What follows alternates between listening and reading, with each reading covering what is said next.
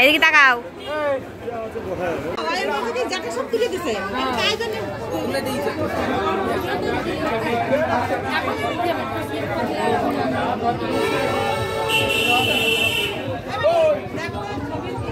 তাহলে যাও, মন খারাপ করবে না, ভালোভাবে থাকবো, যাও, টাটা।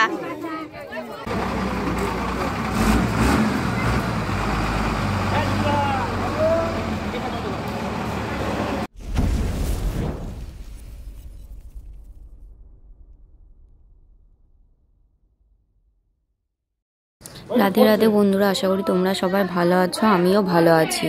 আজকে যে ব্লগটা তোমাদের সাথে শেয়ার করছি সেটা হলো আমার দাদু দিদা বৃন্দাবনে যাওয়ার ব্লগ। সেদিনকে আমাদের বাড়ির থেকে আমার দাদু দিদা গেছিলো, আর ছোট দাদু ছোট দিদা আর দেবাশিস মামা আর শ্বশুর শাশুড়ি, মানে ওনারাও আমাদের দিদা দাদুই হয় আর কি ওনারা।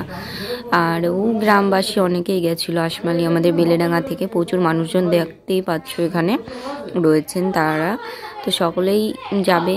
তো একটা তীর্থস্থান, আমি সবাইকেই তিলক কেটে দিয়েছি মোটামুটি কম বেশি সবাইকে।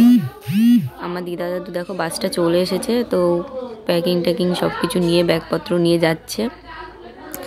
আমার একটু মনটা খারাপ খারাপ লাগছিল, আর গেছে দিদা দাদুরা অনেক দিন হয়ে গেছে, আবার বাড়ি আসার টাইম চলে আসলো। তো আমি এর মধ্যে আর এই ব্লগটা এডিট করতে পারিনি, কারণ আমি যখনই ভিডিওটা বার করছি আমার তখনই কষ্ট লাগছে আমার, মানে এডিট করতে পারছি না, এত কষ্ট হচ্ছে আমার। তাই এখন এই বাড়ি আসবে আর 2-3 দিন পরে, 20 দিনের ট্যুর ছিল, এখন একটু আনন্দ লাগছে বলে ব্লগটা এডিট করলাম, বুঝতে পারলে তো। মানে যখনই আমি ভিডিওটা দেখছি আমার খারাপ লাগছে, এখনও একটু খারাপ লাগছে, তবে তখন বেশি খারাপ লাগছিলো বলে এডিট করতে পারিনি। আর এই দেখো, এই যে ব্যাগপত্র তুলে দিল, এটা আমাদেরই একটা মামা হয় আর কি, উনি ইংলিশ পড়ান। এই যে আমার দাদু দিদা দুজনে, ঠিক আছে। কি করলি তোরা?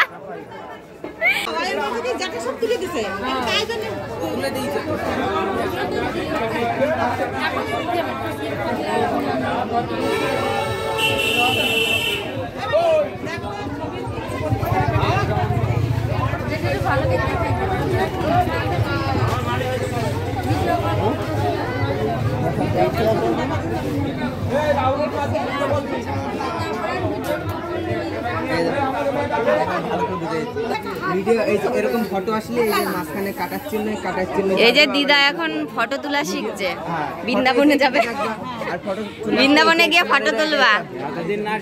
হ্যাঁ এখন শিখছে, উনি গিয়েছে, উনি এখন বেরোলো, তা ওনার তিলক তাতে দেবো আমি এখন।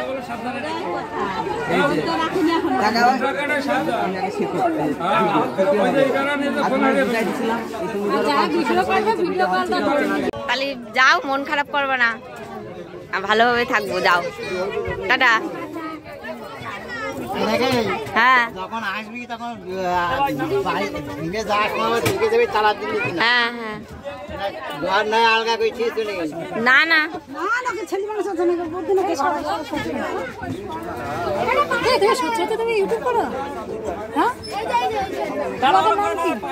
পারো নাও।